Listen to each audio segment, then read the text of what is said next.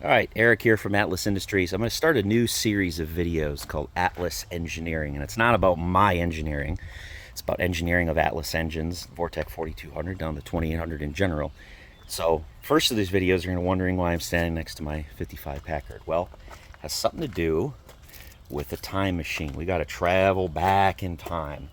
So we're going to take a look at this 352 cubic inch Packard V8. Yes, Packard made a V8. No, it's not related to any other V8.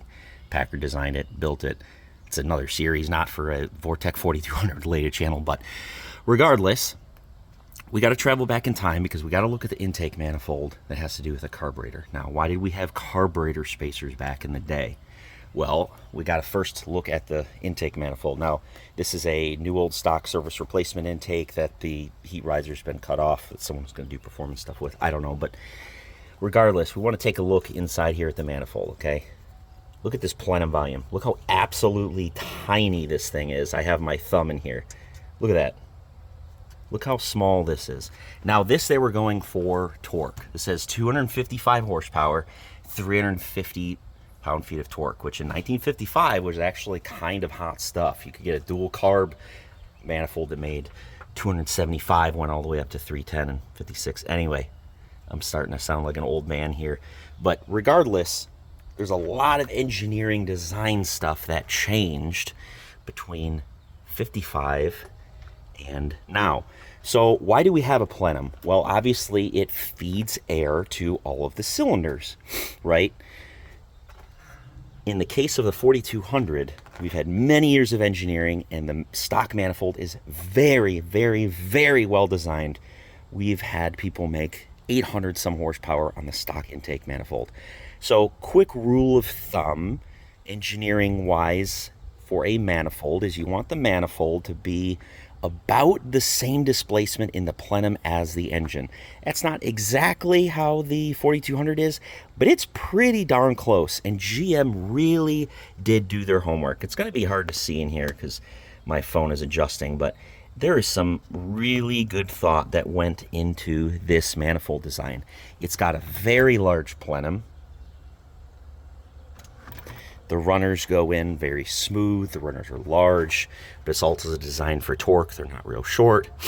So unless you've built a performance engine, and I'm not talking about you chipped your OBD2 motor, I'm not talking about you put a hot air intake on it, I'm talking about actual reground or performance cams, and talk about an actual ported head.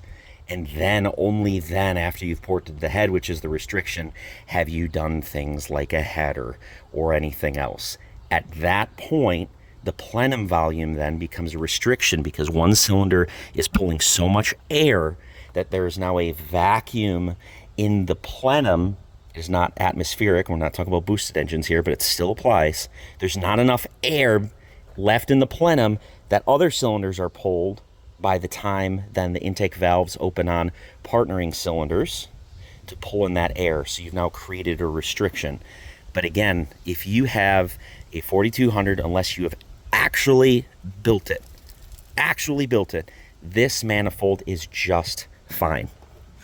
Adding a small spacer here is not adding any meaningful amount of volume to this plenum that your stock 275 or 290 horsepower 4200 or any of the smaller engines for that matter is going to make a difference.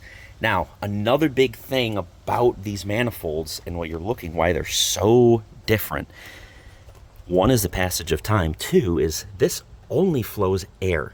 There's only air going through this intake manifold. The injectors are in the cylinder head on a 4200 all the way down to a 2800, all the Atlas engines, and the fuel gets mixed in the intake port. It never goes through the intake manifold. Now, that's not the case when we're talking about a carbureted or throttle body injected intake, such as the GM TPI engines. We have actual fuel going in here, and that's why you have things like the heat riser that are heating the fuel up that help with cold start conditions and other things that this car's never going to see anymore. But the design, because we have vapor and sometimes droplets, if things aren't ideal, flowing through the intake manifold in a carbureted engine is very different. So this car is a patinaed old car that me and my wife enjoy with a 2-speed automatic. It's very slow and we love it that way. It's used to get ice cream. So we're never going to build this engine, but let's say we were. Let's say we were going to get to 300 horsepower or something magic out of this thing. At that point, then a carburetor spacer might make a difference. But in this case, where we're only flowing air through a 4200, now some of the younger crew might not be up on carburetors or the difference in throttle induction, and let me show you what I mean by wet versus dry. Okay, so we're going to start this up here.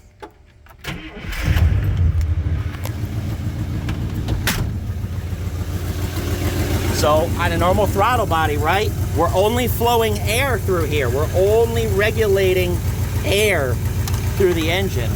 We're on a carburetor, obviously things are a little bit different. You can't see down in there.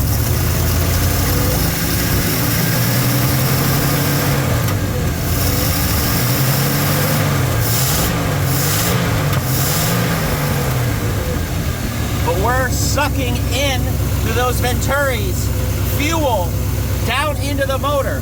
So everything past this point has fuel and air. So when we space that up, when we create more of that plenum volume, we're making a big difference in how the engine runs. But that does not apply to the 4200 or really any modern engine for that matter. So, yeah, and that's just a little bit of engineering insight for y'all guys and gals out there. So be sure to check out some other upcoming videos I'm going to go through on Atlas Engineering. Thanks for joining in.